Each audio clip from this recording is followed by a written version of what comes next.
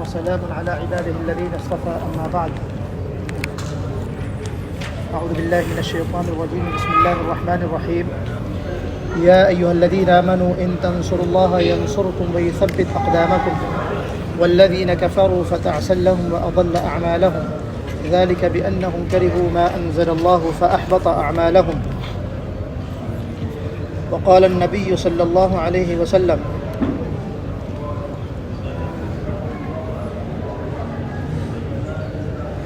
لا تزال طائفة من أمتي ظاهرين على الحق لا يضرهم من خذلهم حتى يأتي أمر الله وهم كذلك۔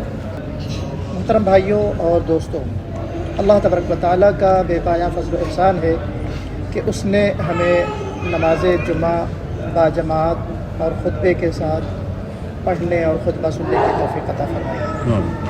اللہ تعالیٰ سے دعا ہے کہ وہ ہماری عبادتوں کو قبول فرمائے۔ آج کا جو خطبہ ہمارے سامنے امام صاحب نے دیا، جو باتیں ہمارے سامنے رکھی، بہت حد تک آپ حضرات سمجھ گئے ہوں گے کہ آج کے خطبے کا موضوع کیا تھا۔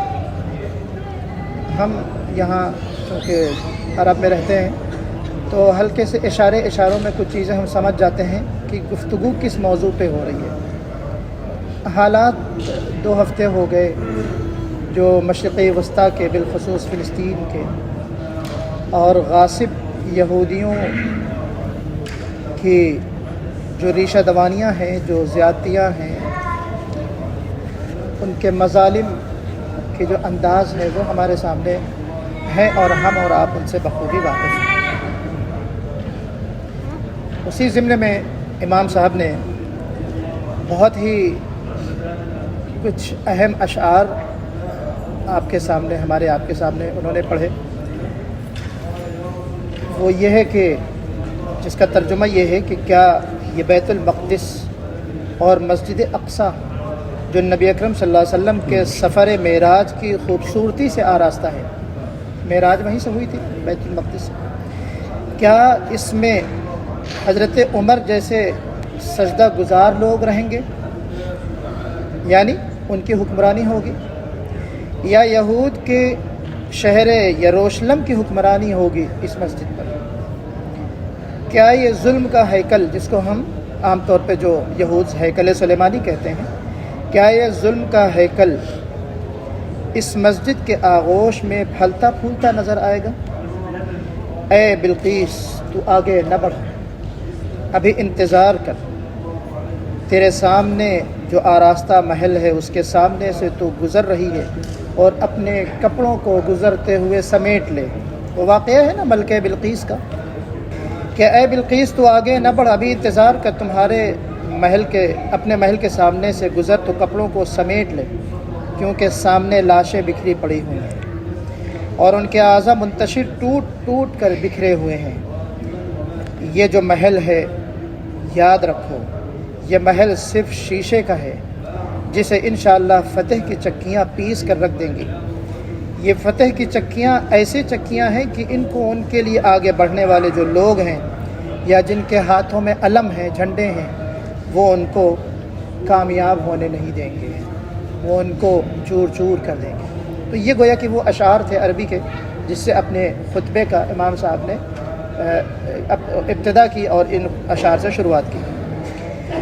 پھر امام صاحب نے یہ کہا کہ یہ میری تمنا اور آرزو نہیں ہے، بلکہ یہ میرا دل کا یقین ہے، کیونکہ اس یقین کے پیچھے اللہ کے رسول صلی اللہ علیہ وسلم کی حدیث ہے کہ انشاءاللہ فتح اور نصرت پکی ہے، جو فلسطین کے لیے، بیت المقدس کے لیے لڑ رہے ہیں۔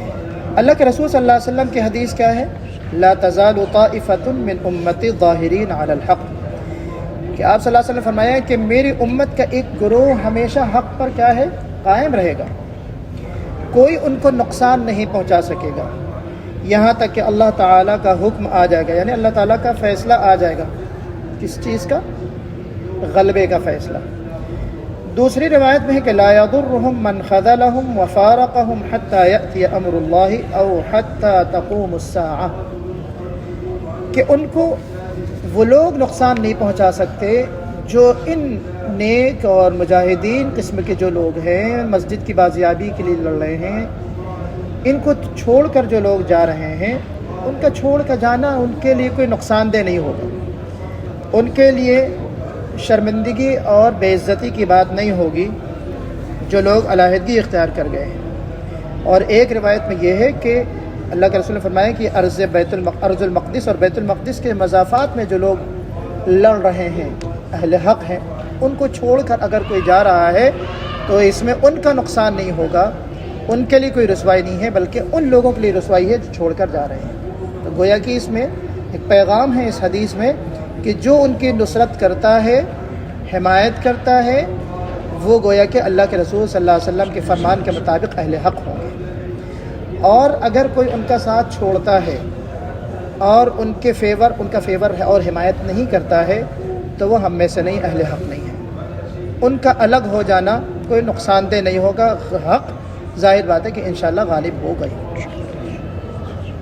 کیا ہے وہ آج ہم نے آیتیں پڑھی ہیں، کم من فئۃ قلیلۃ غلبت فئۃ کثیرۃ باذن اللہ، بڑی پیاری آیت ہے کہ کتنے ہی ایسے گروہ کو دیکھا گیا ہے جو چھوٹی تعداد میں ہوتی ہے لیکن وہ اپنی ایمانی طاقت کے ذریعے سے بڑی بڑی جماعتوں پہ غالب آ جاتی ہے۔ دیکھا ہے بدر میں 313 ہی تھے، تلوار بھی پوری نہیں، سواریاں بھی نہیں، نہتے، لیکن کتنی بڑی مسلح فوج سے مقابلہ ہوا، اور تاریخ میں ہمیں اس کی مثالیں ملتی ہیں۔ تو یہاں پہ انشاءاللہ فتح اور نصرت ایمان کی بنیاد پہ اللہ نے رکھی ہے۔ ظاہری اسباب اس کے لیے ضرورت مند نہیں ہے، ظاہری جو اسلحے ہیں وہ حاجت مند اس کی ضرورت نہیں ہے۔ ایمان کی قوت، بہادری، ایمان کی قوت کے نتیجے میں کیا ہوتی ہے؟ بہادری پیدا ہوتی ہے نا۔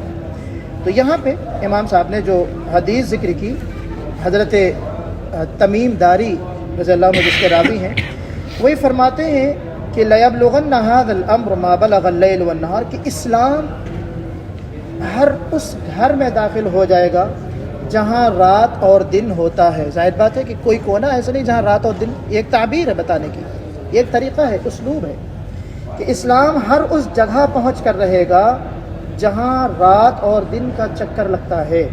وَلَا يَتْرُكُ اللَّهُ بَيْتَ بَدَرٍ وَلَا وَبَرٍ، اور کوئی ایسا کچا پکا گھر نہیں ہوگا جہاں اسلام داخل نہ ہو۔ بعز عزیز او بذل ذلیل، اسلام غالب ہوگا عزت کے ساتھ ان لوگوں کے لیے جو اسلام کے فالوور ہوں گے، یا اسلام داخل ہوگا ذلت کے ساتھ، یعنی ان لوگوں کے لیے ذلت ہوگی جو اس کا انکار کرتے ہیں اسلام کو نہ مان کر۔ تو اسلام تو بہرحال غالب ہوگا انشاءاللہ۔ تو چنانچہ حضرت تمیم داری فرماتے ہیں کہ اس حدیث کی جو صداقت ہے، سچائی ہے، عملی تعبیر ہے، وہ انہوں نے خود دیکھی۔ کہنے لگے ہمارے خاندان میں بہت سارے ایسے لوگ ہیں جنہوں نے اسلام قبول کیا اور ان کا بڑا نام، اللہ نے ان کو بڑا مقام دیا، بڑی عزت دی، اور کچھ ایسے لوگ تھے جن کو وہ مقام حاصل نہیں ہوا۔ اب سوال یہ پیدا ہوتا ہے کہ کسی سوال کرنے والے نے پوچھا کہ ان حالات میں ہم 53 ممالک ہیں، ہمارے پاس طاقت ہے، ہمارے پاس ایمان ہے، ہم جانا چاہتے ہیں، مدد کرنا چاہتے ہیں مجاہدین کی، اہل فلسطین کی جو قدس کی حفاظت کے لیے لڑ رہے ہیں، ہم کیا کریں؟ تو سب سے پہلا طریقہ اس کا جواب یہ ہے کہ خود ہم اپنے ایمان پر نمبر 1 پہ ثابت قدم رہیں، ثابت قدمی، یہ مطلوب ہے۔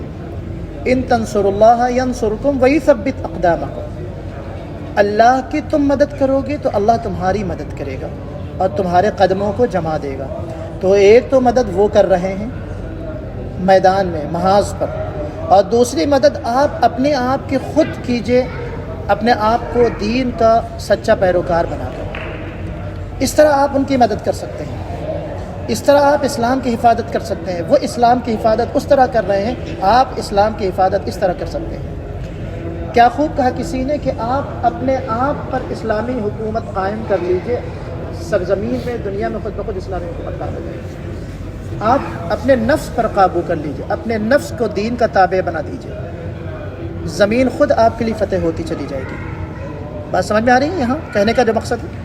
تو یہاں پہ یہ کہا گیا کہ ثابت قدمی، جس دین کو ہم نے مانا ہے، جس دین کا کلمہ پڑھا ہے، اس پر ہم ثابت قدم رہیں، جم جائیں، یہ بہت بڑی چیز ہے۔ دوسری چیز کیا ہے ہم اپنی تبدیلی کی کوشش کرتے رہیں، ایمان کی کمزوری، عمل کی کمزوری، یقین کی کمزوری، توکل کی کمزوری، اپنا احتساب کرتے رہیں، اپنا جائزہ لیتے رہیں۔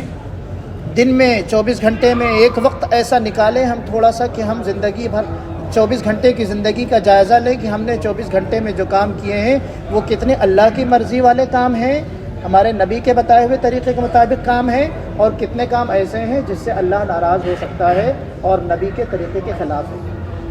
تو انسان کو اپنا جائزہ احتساب کرنا چاہیے۔ ان اللہ لا یغیر ما بقوم حتی یغیروا ما بانفسهم، کہ اللہ تبارک و تعالیٰ کیا فرماتا ہے کہ اللہ تبارک و تعالیٰ جو ہیں کسی قوم کی حالت اس وقت تک نہیں بدلتے جب تک کہ خود اس کو اپنی حالت کے بدلنے کی فکر ہو۔ کسی شاعر نے خوب کہا کہ خدا نے آج تک اس قوم کی حالت نہیں بدلی، خدا نے آج تک اس قوم کی حالت نہیں بدلی، نہ ہو جس کو خیال آپ اپنی حالت کے بدلنے کا۔ تو اپنی حالت کی بدلنے کی فکر ہونی چاہیے۔ پھر اس کے بعد دین کی حمایت کے لیے ہمیں اپنی صلاحیتوں کو، اپنے اوقات کو، اپنے مال کو، اپنی صلاحیتوں کو لگانا چاہیے۔ اپنے بچوں کو اس لحاظ سے ہمیں تربیت دینا چاہیے، ہمیں بتانا چاہیے کہ یہ قدس کیا ہے، مسجد اقصی کیا ہے۔ بہت افسوس کی بات ہے کہ ہم میں سے بہت سوجھ بوجھ والے لوگ، سمجھدار اور پڑھے لکھے جو لوگ ہیں، وہ یہ مانتے ہیں کہ ان کا ایک ریجنل ایشو ہے، ان کا ایک علاقائی مسئلہ ہے، جنگ جیسے دوسرے ممالک میں ایک دوسرے سے ہو رہی وہاں بھی ہو رہی ہیں۔ نہیں عزیزان گرامی، یہ قدس کی لڑائی ہماری اور آپ کی سب کی لڑائی ہے۔ فلسطین، مسجد اقصی، اس کی بازیابی کی ذمہ داری اور مسئولیت ہم سب کی ہے۔ اللہ تعالی ہم سب سے پوچھے۔ یہ بیت المقدس جہاں نبی کریم صلی اللہ علیہ وسلم کو معراج جہاں سے حاصل ہوئی، یہ وہ بیت المقدس ہے جہاں پہ ہجرت کے بعد تک 17 مہینے تک آپ صلی اللہ علیہ وسلم نے اور آپ کے صحابہ نے رخ کر کے نماز پڑھی، قبلہ اول ہے۔ یہ وہ بیت المقدس ہے جو انبیاء کا مسکن ہے، جہاں حضرت یعقوب ہے، حضرت یوسف ہیں، حضرت داود ہیں، حضرت سلیمان ہے۔ انبیاء کی ایک لمبی فہرست ہے جن کا یہ مسکن اور مستقر ہے۔ تو اس کی بازیابی، اس کی حفاظت کی ذمہ داری اور اس کے لیے لڑنا اور کم از کم اس کے لیے دل میں تڑپ پیدا کرنا، یہ ہماری اور آپ کی ذمہ داری اور ایمانی تقاضا ہے۔ یہ ان کا ریجنل ایشو نہیں ہے، ہم اس کو فراموش نہیں کر سکتے۔ ہم خود بھی جانیں، اس مسئلے کو سمجھیں، تاریخ سمجھیں کیا ہے، کب یہ اسرائیل کون ہے، یروشلم کیا ہے، اس کی پوری ہسٹری ہمیں جاننا چاہیے۔ سن 75 سے جو مسلمان فلسطین کے جو قید و بند ہو کے 2 ملین تقریباً 22-23 لاکھ جو مسلمان، جس کو دنیا کی سب سے بڑی جیل کہی جاتی ہے، نہ ان کے پاس وسائل، یہاں تک کہ دوا نہیں ان کے پاس، کوئی ذریعہ آمدنی نہیں، 10-15 لوگ تو ویسے ہی مار دی جاتے ہیں، اچانک میزائل کب کس بلڈنگ پہ آ جائے ان کو خود پتہ نہیں ہوتا۔ ان کو گارنٹی نہیں ملتی کہ اگر کام کرنے جا رہے ہیں تو وہ شام تک واپس آئیں گے، ان کی گارنٹی نہیں ہوتی کہ مسجد نماز پڑھنے جا رہے ہیں تو واپس آئیں گے۔ ایریل شیرون نے خود یہ بات کہی کہ دنیا کا سب سے بڑا جیل اگر کوئی ہے تو یہ ہے غزہ کی پٹی۔ عزیزان محترم، یہ سب ذمہ داری وہ جو ادا کر رہے ہیں، لڑ رہے ہیں قدس کی حفاظت کے لیے، وہ فرض کفایہ ادا کر رہے ہیں۔ فرض کفایہ کا مطلب کیا ہوتا ہے پتہ ہے؟ ایک ہوتا ہے فرض عین، ایک ہوتا ہے فرض کفایہ۔ فرض عین اس فرض کو کہتے ہیں جو ہر انڈیویجول کے اوپر فرض ہوتا ہے، ہر آدمی اس کا مسئول ہوتا ہے، ہر آدمی سے اس کا سوال ہوگا۔ فرض کفایہ یہ ہے کہ چند لوگ اگر ادا کر لیں تو سب کی طرف سے ادا ہو جاتا ہے۔ وہ چند لوگ جو اپنا خون، اپنی صلاحیت، اپنا وقت، اپنی جانیں قربان کر رہے ہیں، وہ فرض کفایہ ادا کر رہے ہیں پوری امت کی طرف سے۔ تو ہم کم سے کم فلسطین کی تاریخ کو پڑھیں، اپنے بچوں کو بتائیں کیا چیز ہے۔ اور آخری جو چیز ہے، جو گرچہ بہت اہم چیز ہے، وہ یہ ہے کہ دعا ہم اپنے 5 نمازوں میں، خالی اوقات میں، خصوصی اوقات میں ہم اپنی دعاؤں میں اپنے بچوں کو یاد رکھتے ہیں، اپنے مال و اسباب اور اس میں برکت ہو جائے اس میں یاد کرتے ہیں۔ بہت ساری دعاؤں کے ہمارے پاس تو ایک لمبی فہرست ہوتی ہے، اس لمبی فہرست میں ہم جو لوگ لڑ رہے ہیں، میدان میں ہیں، ان کی مدد کے لیے بھی ہم دعا کریں، ان کو بھی اپنی دعاؤں میں ہم شامل کریں۔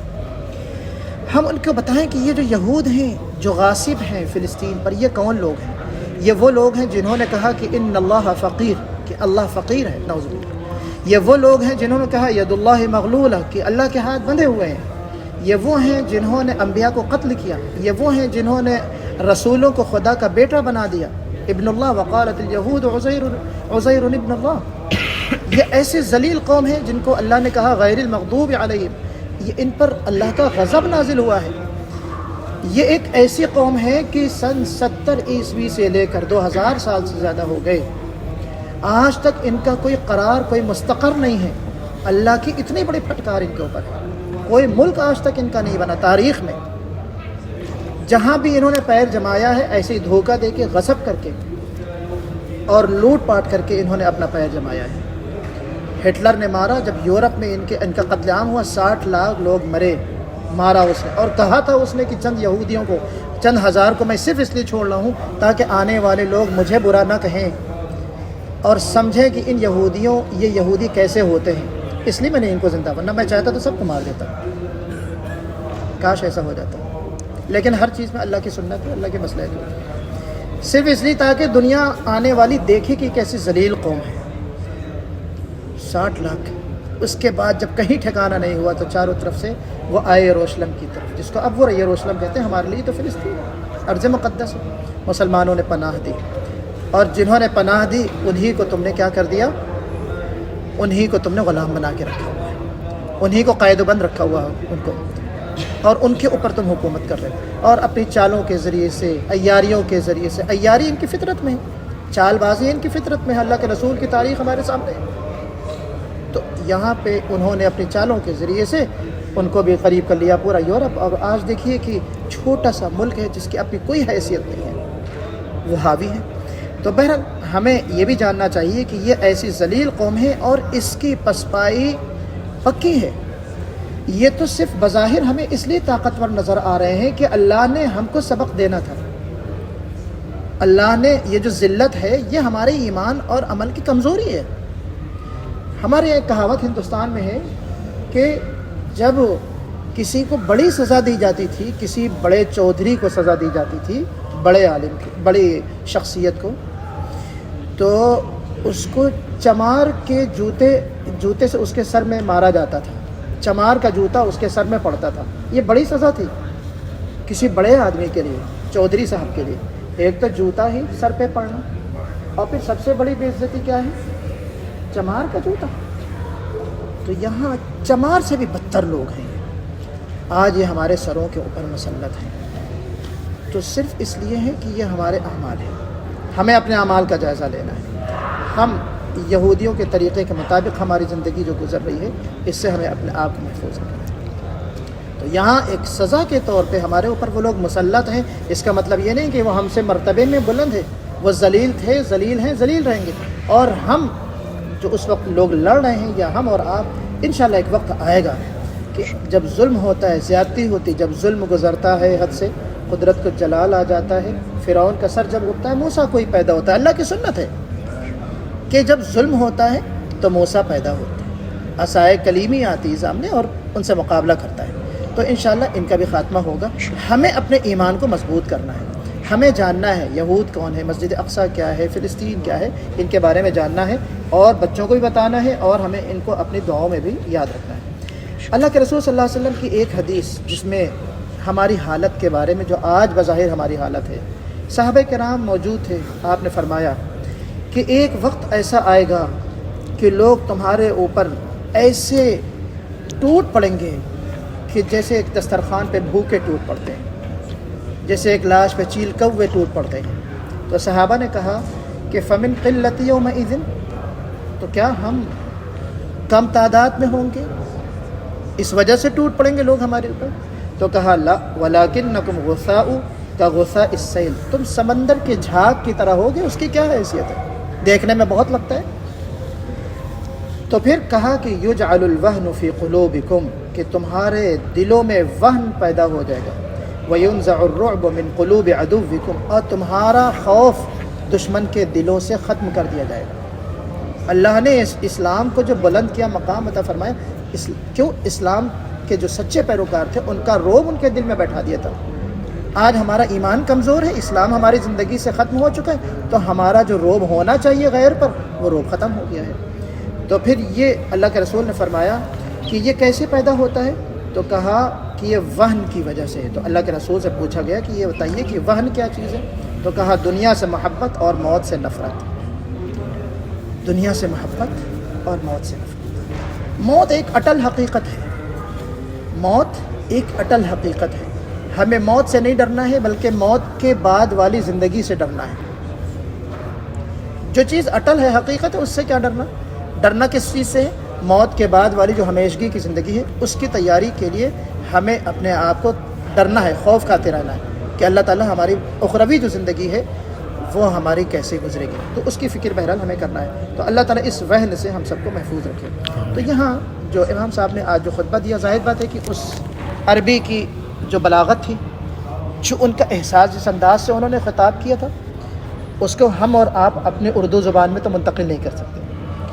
بڑا جوشیلا خطبہ آج کا تھا، اور حقیقت یہ ہے کہ بہت سبق بھی آج کے خطبے میں تھا۔ ہمیں اپنے اندر ایمان کی گرمی کو ہمیشہ تازہ رکھنا ہے، ایمان کو گرم رکھنا ہے۔ جو ہم نے چیزیں ہمیں کرنی ہیں ان میں ایک جو چیز عام طور پہ سوشل میڈیا میں ہم جو ہے یہ چیزیں ہوتی ہیں کہ سب یہودیوں کے سامان کا آپ بائیکاٹ کر دیجئے، 2 ہفتے 3 ہفتے جب تک یہ چیزیں گرم ہوتی، ماحول گرم ہوتا ہے، ہم نے بائیکاٹ کر رکھی ہوتی ہے، لیکن اس کے بعد پھر وہی سلسلہ شروع ہو جاتا ہے۔ یہ تو شارٹ ٹرم پلاننگ آپ کر سکتے ہیں، لیکن لانگ ٹرم پلاننگ آپ کو کیا کرنا ہے وہ آپ کے سامنے میں نے چیزیں رکھی۔ پلاننگ میں آپ اس کو شامل کیجئے کہ آپ مکمل بائیکاٹ کیجئے، مکمل بائیکاٹ کیجئے۔ ان کی جو طرز زندگی ہے اس سے اپنے آپ کو دور رکھیے، ان اپنے یہودیوں کے کلچر سے ہمیں اپنے آپ کو دور رکھنا ہے۔ تو اللہ تعالیٰ سے بہرحال دعا ہے کہ یہ لمبی گفتگو کا وقت نہیں ہے، خطبہ کا ترجمہ تھا۔ بہت سارے ان کے جرائم ہیں یہودیوں کے جو قرآن پاک میں ذکر ہیں، لیکن چونکہ خطبے میں امام صاحب نے ذکر نہیں کیا، اللہ تعالیٰ کسی موقع سے اگر ہوگا تو میں آپ کو بتاؤں گا قرآن پاک میں یہودیوں کے جو جرائم ذکر ہیں وہ کیا کیا ہیں۔ اللہ تعالیٰ سے دعا ہے کہ ہمیں دین کا سچا پیروکار بنائے اور دین کی حمایت کرنے والا بنائے، اور جو مجاہدین وہاں لڑ رہے ہیں اللہ تعالیٰ ان کی مدد فرمائے۔ اللہم انصر عساکر المسلمین وانجل المستضعفین واشدد وطأتك على من قاتلهم من الكفار والمشركين وانزل بهم بأسك الذي لا ترده عن القوم المجرمين۔ اقول قولي هذا واستغفر الله لي ولكم اجمعين واستغفروه انه هو الغفور الرحيم۔ جزاكم الله۔